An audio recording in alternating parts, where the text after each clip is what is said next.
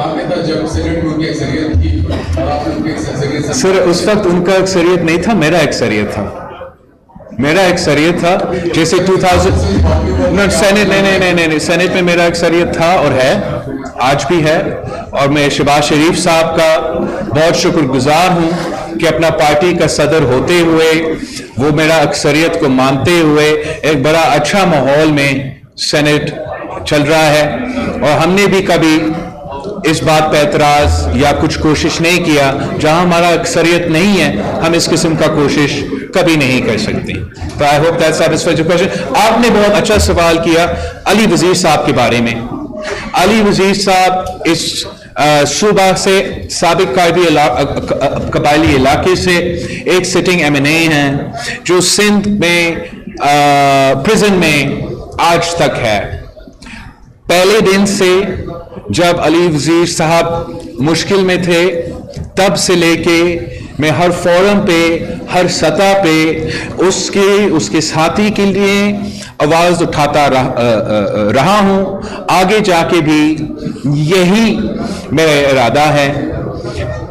کچھ قوتیں یہ شاید ان کو پسند نہیں آیا کہ جب بھی وزیرستان کے یہ ایک تو ایم این ایز مشکل میں پڑتے تھے تو ان کے لیے سب سے پہلے آواز سندھ سے اٹھتا تھا, اور ہمیں ان کے سوچ کے مطابق اس کو کاؤنٹر کرنے کے لیے ان کو سندھ کا پریزن میں رکھا گیا ہے.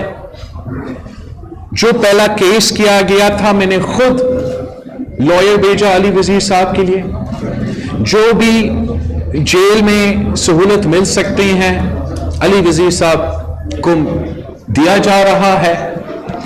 ہائیسٹ فورمز پہ نیشنل سیکیورٹی کمیٹی میں نے خود مطالبہ کیا سب سے پہلے کہ اس کو رہا کیا جائے.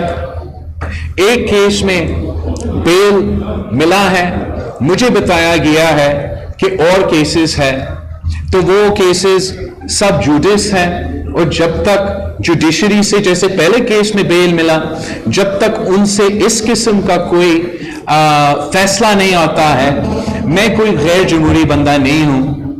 میں اپنا ایم پی اے جو جیل میں ہے اس وقت اپنا حکومت میں, یا اپنا اسپیکر جو جیل میں ہے اپنا حکومت میں اس کو نہیں رہا کر سکتا ہوں.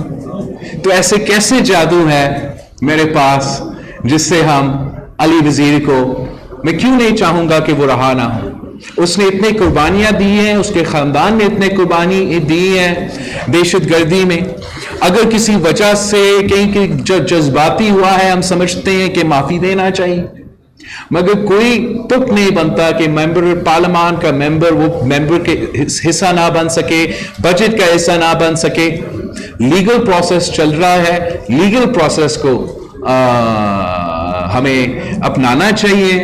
جو ان کے دوست احتجاج کر رہے ہیں میں نے اپنا حکومت کو کہا ہے کہ ان سے انگیج کیا جائے. میں سمجھتا ہوں یہ بہت بڑا امپروومنٹ ہے ان کی طرف سے کہ کسی اور ادارہ کے باہر احتجاج کرنے کے بجائے وہ سندھ اسمبلی کے باہر احتجاج کر رہے ہیں, اور ہم اس کو سیاسی طریقے سے انگیج کرتے رہیں گے.